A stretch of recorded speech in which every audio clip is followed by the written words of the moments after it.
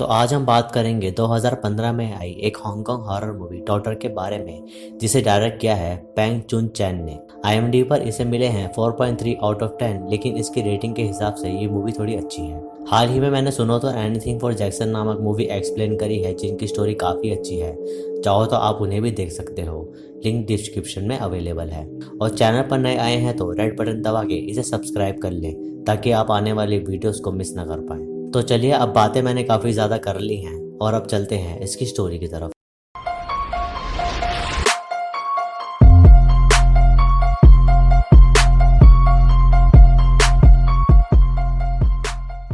तो मूवी की शुरुआत में हम शैरन नामक लेडी को देखते हैं, जो कि एक फेमस साइकोलॉजिस्ट होती है और उसके पास शहर के जाने माने लोग अक्सर अपना ट्रीटमेंट कराने आते थे। फिर अगली सुबह शैरन की बेटी जेनी शैरन के लिए हैप्पी मदर्स डे पर एक लेटर लिखती है, लेकिन शैरन जेनी को बिल्कुल टाइम नहीं देती। उसके बाद शैरन के पास मिसेस लिन का कॉल आता है, जो कि एक बिजनेस वुमन थी, और वो शैरन से मिलने का प्लान बनाती है, क्योंकि मिसेस लिन अपने बेटे का रिश्ता शैरन की बेटी जेनी से कराना चाहती थी। और यह बात सुनकर शैरन काफ़ी खुश होती है।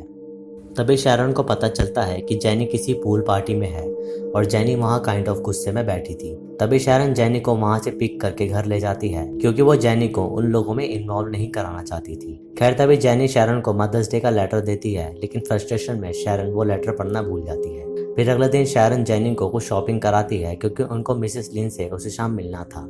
और उसी शाम शैरन और जेनी मिसेस लिन और उनके बेटे गॉर्डन से मिलते हैं, लेकिन तभी जेनी उनसे अजीब तरीके से बात करने लगती है, लाइक कैनिबलिज्म टाइप्स। और ये बात सुनकर शैरन को काफ़ी एम्बैरेसमेंट होती है, और फिर शैरन जेनी को घर पहुंचकर काफ़ी डांटती है। तभी जेनी को गुस्सा आ जाता है और वो अपने रूम में चली जाती है। उस रात शैरन जेनी के रूम में जाती है, और तभी हम वहाँ एक लड़की को चलते हुए देखते हैं, जिसने व्हाइट गाउन पहना था। फिर जेनी के रूम में जाकर शैरन उसे क्लिनिक साथ चलने को कहती है, ताकि वो कुछ मैनर सीख सके। और अगले दिन शैरन के पास मिसेस लिन का फिर से कॉल आता है, ताकि वो जेनी और गॉर्डन को एक दूसरे से क्लोज कर पाएं। और शैरन जेनी को रेडी होने के लिए बोल देती है। उसी शाम शैरन और जेनी मिसेस लिन और गॉर्डन से मिलते हैं, और वहाँ गॉर्डन जेनी के लिए एक महंगा गिफ्ट खरीद लेता है, लेकिन तभी जेनी वहाँ कुछ अजीब बिहेव करने लगती है, और वो गॉर्डन के गिफ्ट को तोड़कर टेबल पर खड़ी हो जाती है, और वहाँ वो सबके सामने पी करने लगती है। और ये देखकर शैरन को काफ़ी ज़्यादा बेइज्जती फील हो जाती है। फिर उसी रात शैरन काफ़ी रो रही होती है, और जेनी उसके पास आकर शैरन से पूछती है कि क्या हुआ। और इससे हमें यह पता चलता है कि जेनी को कुछ भी याद नहीं, जो भी उसने उस पार्टी में किया। तभी जेनी वहाँ से चली जाती है, क्योंकि शैरन उसका जवाब नहीं दे रही थी।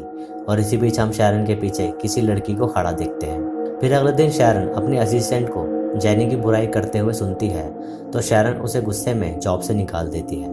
उसी रात जेनी का बर्थडे होता है, तो शैरन उसके लिए केक लेकर जाती है, लेकिन तभी जेनी अजीब बिहेव करने लगती है, और वो डेमोनिक वॉइस में बोलते बोलते खुद का फेस केक में डाल देती है। तभी जेनी बेहोश हो जाती है, और इससे हमें पता चलता है कि जेनी पोजेस्ड है।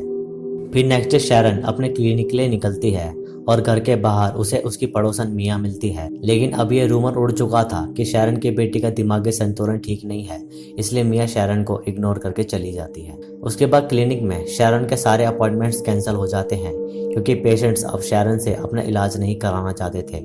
और साथ साथ शैरन की असिस्टेंट भी वहाँ से जॉब छोड़ देती है, और इस बात से शैरन काफ़ी दुखी होती है, और इसका पूरा रीज़न वो जेनी को ही समझती है। उस रात शैरन परेशान होकर ड्रिंक करती है, और वहाँ हम दो छोटे बच्चों को एक लेडी के साथ चलते देखते हैं, लेकिन नशे में होने के कारण शैरन उन पर इतना ध्यान नहीं देती। फिर अगली सुबह शैरन मिया को लिफ्ट देने के लिए कहती है, और मिया अपने बेटे के साथ शैरन की कार में बैठ जाती है। तभी शैरन रियर व्यू मिरर से कार के बैक साइड में एक घोस्ट को देखती है, जिससे शैरन काफ़ी डर जाती है। और थोड़ी देर बाद मिया भी शैरन की कार में उसी घोस्ट को नोटिस करती है, और ये बात मिया अपने हस्बैंड को बताती है, लेकिन वो इन बातों पर यकीन नहीं करता। फिर अगली सुबह मिया शैरन के घर जाती है, और कार में देखे उस छोटी बच्ची के घोस्ट के बारे में बताती है, लेकिन शैरन मिया को कहती है कि यहाँ कोई बच्चा नहीं है। लेकिन तभी जेनी के पास हम एक छोटे बच्चे के फुटप्रिंट्स देख पाते हैं, और उन्हें देखकर शैरन को ये यकीन हो जाता है कि जेनी किसी पैरानॉर्मल शक्ति के वश में है। उसके बाद शैरन चर्च का सहारा लेती है, और फादर शैरन को जेनी में छुपी आत्मा को दिखाते हैं। तभी फादर जेनी का एग्जॉर्सिज्म करना शुरू कर देते हैं, और इस एग्जॉर्सिज्म के चलते जेनी शैरन और फादर दोनों को ही काफ़ी हर्ट कर देती है। तभी चोट लगने के कारण शैरन बेहोश हो जाती है, और जब उसे होश आता है तो फादर शैरन को बताते हैं कि जेनी अब बिल्कुल ठीक है, और ये बात सुनकर शैरन को काफ़ी बेटर फील होता है। फिर शैरन और जेनी एक दूसरे के साथ अच्छे से रहने लग जाते हैं और शैरन जेनी को अपने क्लिनिक में असिस्टेंट की जॉब दे देती है, जिसे जेनी काफ़ी अच्छे से किया करती थी। फिर एक रात मिया शैरन के लिए कुछ लेकर आती है और तभी मिया जेनी को एक होस्ट के रूप में देखती है, इसलिए वो घर में नहीं आती और उसी रात शैरन के बेड पर कोई लड़की कूद रही होती है, जिसे देखकर शैरन काफ़ी डर जाती है। फिर अगले दिन शैरन जेनी को चर्च ले जाती है और वहाँ शैरन से फादर जेनी के बारे में पूछते हैं और फिर घर जाते वक्त शैरन को रोड पर जेनी की एक झलक दिखती है, जिसे वो हिट कर देती है, लेकिन जेनी शैरन के साथ कार में ही बैठी हुई थी और ये देखकर शैरन काफ़ी डर जाती है। फिर उसी रात शैरन को प्यास लगती है और जब वो पानी लेने किचन में जाती है तो वो जेनी को खुद के प्राइवेट पार्ट्स को हर्ट करते हुए देखती है और अब शैरन को समझ आता है कि जेनी अब फिर से पोजेस्ड हो गई है। फिर अगले दिन शैरन फादर के पास जाकर जेनी की आप बीती बताती है तो फादर उसे कहते हैं कि उसको अब अपनी टीम के साथ ही एक्सॉर्सिज्म करना होगा, क्योंकि जेनी के अंदर जो डीमन है वो काफ़ी स्ट्रांग है। तभी उनके पास जेनी आ जाती है और जेनी के अंदर का डीमन फादर को कहता है कि उसे शैरन और जेनी चाहिए, वो भी मरी हुई। इसी बीच फादर बुक से जेनी को कंट्रोल करने के लिए मंत्र पढ़ने लगते हैं, लेकिन जेनी उस बुक में आग लगा देती है। तभी शैरन फ्लैशबैक में जाती है कि उसने जेनी को काफ़ी सताया है, जैसे जेनी को टाइम न देना, उसकी बात न मानना, हमेशा अपनी ही चलाना।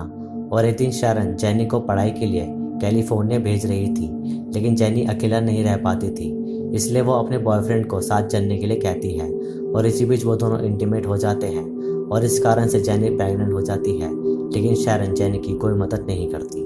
फिर शैरन जेनी से बिल्कुल बात करना छोड़ देती है और अकेलेपन में जेनी अपना थोड़ा सा दिमागी संतुलन खो देती है और जेनी अपनी 2 डॉल से बातें करने लगती है, क्योंकि वो अपना दुख किसी से नहीं बांट पा रही थी। फिर उसी रात जेनी मिया और उसके हस्बैंड को मार देती है, क्योंकि वह शैरन के घर से चोरी करना चाहते थे, क्योंकि शैरन के पास काफ़ी पैसा था।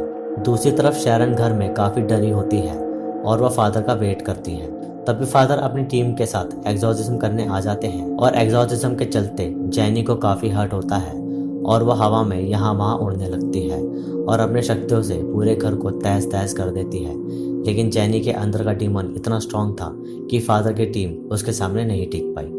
उसके बाद शैरन को जेनी मदर्स डे वाला लेटर फिर से देती है, लेकिन शैरन की गलती ये थी कि वो जेनी को शुरू से नहीं टाइम दे पाई, इसलिए जेनी अपनी 2 डॉल से बातें किया करती थी, जिनके अंदर 2 लड़कियों की आत्मा थी और वह जेनी को सुसाइड करने के लिए एनकरेज कर चुकी थी, जिसके कारण जेनी हैप्पीली सुसाइड कर लेती है और तभी उन डॉल में बची 2 लड़कियों की आत्माएं शैरन को भी घर के नीचे फेंक देती है और ये मूवी यहीं ख़त्म हो जाती है।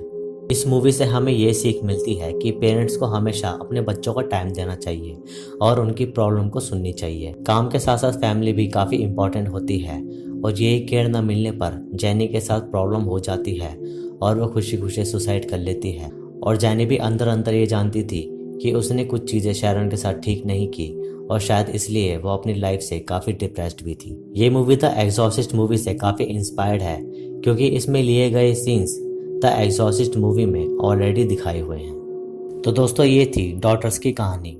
वीडियो अच्छी लगी तो इसे लाइक करें, शेयर करें और कमेंट्स में अपना सुझाव दें। सब्सक्राइब करके बेल आइकन जरूर दबाएं नए वीडियोस की नोटिफिकेशन के लिए। बाकी मैं मिलूंगा आपसे अगली वीडियो में, तब तक के लिए नमस्कार।